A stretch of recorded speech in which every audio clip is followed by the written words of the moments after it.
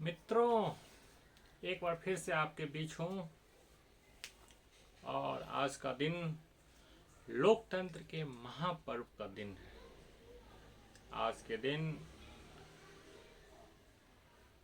UP में मतदान हो रहे हैं और ये कोई साधारण दिन नहीं है।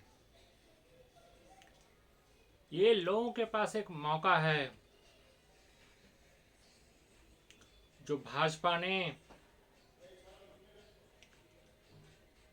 शतरंज की बिसात पर धर्म के घोड़े दौड़ाए हुए हैं, उन घोड़ों को वापस अस्तबल में बांधने का, देश को एक धार्मिक जहर के वातावरण से मुक्त कराने का। और ये सभी वोट की चोट से ही संभव है। आप देख रहे होंगे कि चुनाव तो उत्तर प्रदेश, गोवा, पंजाब, उत्तराखंड राज्यों में हो रहे हैं, लेकिन धार्मिक उन्माद कर्नाटक में फैलाया जा रहा है हिजाब के नाम पे। कुछ शिक्षण संस्थान लड़कियों को हिजाब पहनकर कॉलेज में या अन्य शिक्षण संस्थान में आने से रोक रहे हैं और इसे शिक्षण संस्थान का एक अधिकार बता रहे हैं कि वो कौन सा ड्रेस कोड चलाना चाहते हैं। दूसरी तरफ मुस्लिम भाई बहन हिजाब को अपना अधिकार मानते हैं। इन सब के बीच हम भाजपा के खेल को नहीं समझ पा रहे हैं। भाजपा को दिक्कत हिजाब से नहीं है, भाजपा को दिक्कत बुर्के से नहीं है, भाजपा को दिक्कत मुसलमानों से नहीं है। भाजपा को इन चीजों को मुद्दा बना के हिंदू मुस्लिम के बीच एक दीवार खड़ी करनी है जिससे बहुसंख्यक हिंदुओं का वोट लिया जा सके। जैसा कि पूर्व में उन्होंने लव जिहाद, गौ सेवा, धर्म परिवर्तन इत्यादि को मुद्दा बनाया और उसे चुनावी सफलता के रूप में इस्तेमाल करने की कोशिश की। मान लीजिए कि आज से 25 साल बाद देश में हिंदू खतरे में आ गए, मुसलमानों की आबादी हिंदुओं की आबादी से ज्यादा हो गई और भाजपा को सरकार बनानी है, भाजपा चुनाव लड़ने जा रही है, तो भाजपा क्या करेगी? भाजपा मुसलमानों के घर घर जाकर हिजाब बांटेगी, भाजपा मुसलमानों के घर घर जाकर बुर्का बांटेगी। भाजपा के लोग मस्जिदों में जाके अजान करेंगे।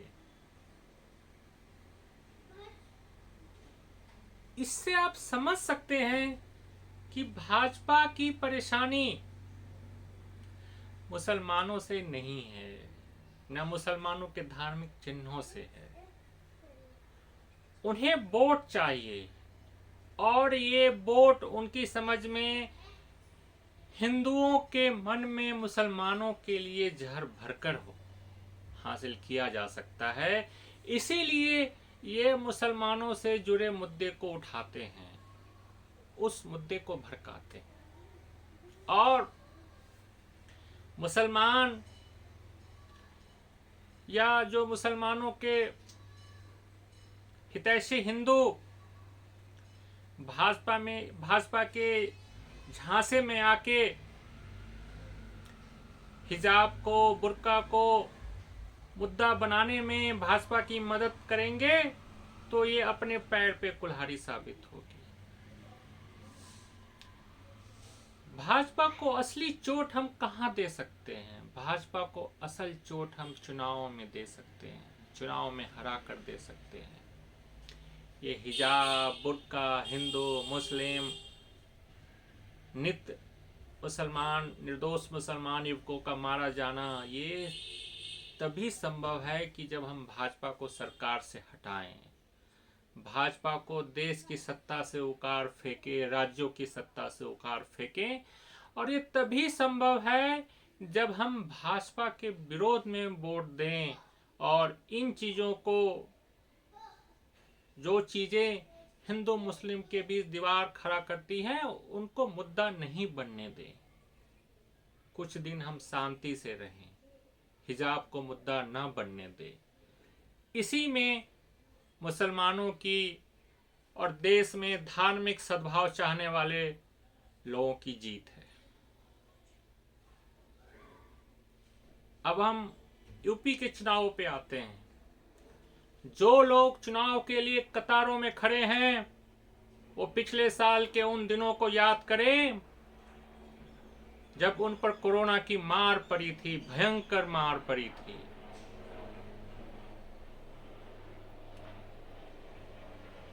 हर जगह लोग लाइनों में खड़े थे। यहां तक कि किसी अस्पताल में बिस्तर पाने के लिए सीएमओ से लिखित में लेना पड़ता था। अस्पतालों में बिस्तर की भारी कमी थी, लोग मारे मारे फिर रहे थे। अगर किसी को अस्पताल में बिस्तर मिल गया तो ऑक्सीजन नहीं मिल पा रहा था। अगर ऑक्सीजन मिल गया तो रेमडेसिविर नहीं मिल पा रहा था। और इन सब के बीच अगर मौत हो गई तो शमशान में अविलंब जलाने को नहीं मिल रहा था। इसलिए जो भी मतदाता आज के दिन कतारों में खड़े हैं, लाइनों में खड़े हैं, अपनी बारी का इंतजार कर रहे हैं, वो उन दिनों को याद करें कि वो किस तरह ऑक्सीजन सिलेंडर के लिए लाइनों में खड़े थे, वो किस तरह कोरोना की जांच करवाने के लिए लाइनों में खड़े थे, वो किस तरह लाशों को लेके शमशान घरों के बाहर खड़े थे, किस तरह उन्होंने लाशों को नदियों में बहा दिया, किस तरह लाशों को रेत में छुपा दिया। कई जगह तो घर के प्रांगण में सिलेंडर गैस की मदद से लाशों को जलाया गया। और ये सभी रोका जा सकता था अगर मोदी सरकार ने वैज्ञानिकों की चेतावनी को माना होता, सुना होता कि देश में कोरोना का एक नया वेरिएंट पनप चुका है, ये बहुत ही खतरनाक है और इस पर अविलंब कदम उठाने की जरूरत है। और ये बात सीधे प्रधानमंत्री तक पहुंचाई गई थी, लेकिन प्रधानमंत्री तो बंगाल चुनावों में व्यस्त थे। प्रधानमंत्री तो मध्य प्रदेश में कांग्रेस की सरकार गिराकर भाजपा की सरकार बनाने में व्यस्त थे। प्रधानमंत्री तो अमेरिका के राष्ट्रपति के सम्मान में अहमदाबाद में नमस्ते ट्रंप का आयोजन करने में व्यस्त थे। उन्हें प्रधानमंत्री की बातों की कोई परवाह नहीं थी और उसका भयंकर असर हुआ। देश में कोरोना महामारी ने कुछ ही हफ्तों में 50 लाख जान को ले लिया। मौत का ऐसा तांडव हुआ जो आने वाली कई पीढ़ियां याद रखेंगी। इसके लिए मंदिर मस्जिद को मुद्दा ना समझें। आपके साथ क्या हुआ, आपके परिवारजनों के साथ क्या हुआ, आपके दोस्तों रिश्तेदारों के साथ क्या हुआ कोरोना की भीषण महामारी के समय, उसको ध्यान में रखकर वोट दें। कोरोना के साथ साथ 5 सालों में यूपी की योगी सरकार ने विकास के नाम पे आपको किस तरह बेवकूफ बनाया, उसको ध्यान में रख के मतदान करें। गोरखपुर में ऑक्सीजन गैस की कमी से सैकड़ों बच्चे मारे गए। और ये सिर्फ गोरखपुर का हाल नहीं है, समूचे यूपी का हाल है और ज्यादातर उत्तर भारत के राज्यों का हाल है, जहां सरकारी स्वास्थ्य सुविधाओं की बेहद कमी है और निजी स्वास्थ्य सुविधाएं बेहद महंगी है, जिसके गरीब आदमी जहां नहीं जा सकते, जो उनकी पहुंच में नहीं है, जो उनके स्तर का नहीं। क्या पिछले 5 सालों में आपने देखा कि यूपी में कोई अच्छा सरकारी अस्पताल बना हो जिसमें गरीबों को मुफ्त में स्वास्थ्य सुविधाएं मिलती हो? कोई अच्छा सरकारी स्कूल बना हो जिसमें अमीर घरों के बच्चे भी पढ़ने में संकोच ना करते हों, जैसा कि दिल्ली में होता है? सड़कें देखिए, बिजली देखिए, पानी की सुविधा देखिए, और सबसे ज्यादा आप रोजगार को देखिए। जिस सरकार ने लाखों करोड़ों लोगों को रोजगार देने का वादा किया था, वही सरकार रोजगार मांग रहे लड़कों पर लाठियां बरसाती नजर आई। इन बातों को याद करिए और इन बातों को याद करके मतदान कीजिए कि किस तरह आपके रोजगार के हक को छीना गया और उन पैसों से मूर्तियां बनाने का काम चल रहा है। उन पैसों से अयोध्या में वैदिक कालीन दिवाली मनाई जाती है। उन पैसों से धार्मिक आयोजन होता है, धार्मिक तामझाम होता है। उन पैसों से नेताओं के लिए हेलीकॉप्टर खरीदे जाते हैं और उन पैसों से प्रधानमंत्री के लिए आलीशान महल तैयार होता है। जिन पैसों से देश के हजारों लाखों युवाओं को रोजगार मिल सकता था।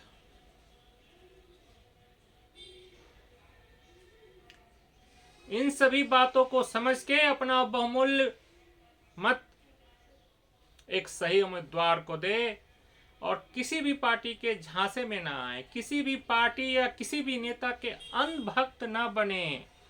आप जिस पार्टी को अपना मत दे रहे हैं, जिस उम्मीदवार को मत दे रहे हैं, अगर वो जीत जाता है तो उससे भी सवाल करें।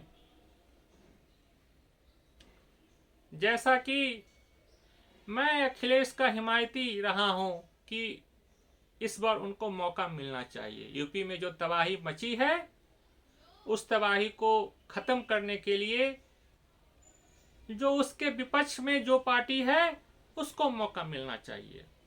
लेकिन आप अखिलेश से सवाल पूछना मत छोड़िए।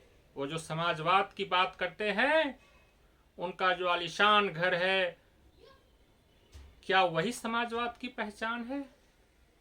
जो आलीशान गाड़ियों में घूमते हैं, क्या वही समाजवाद की पहचान है? आखिर समाजवाद की ऐसी कौन सी कमाई है जो उनका राष्ट्रीय रहन सहन है?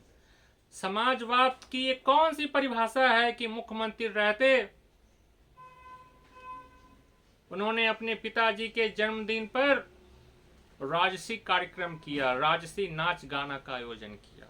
ये सभी सवाल पूछिए और सभी दलों से पूछिए ऐसे सवाल।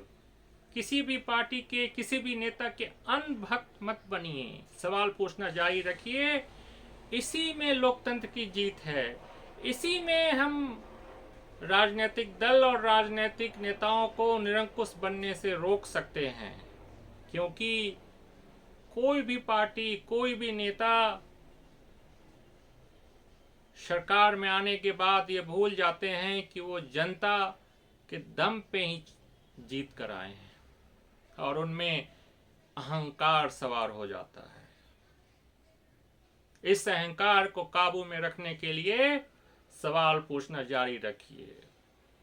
जय हिंद दोस्तों।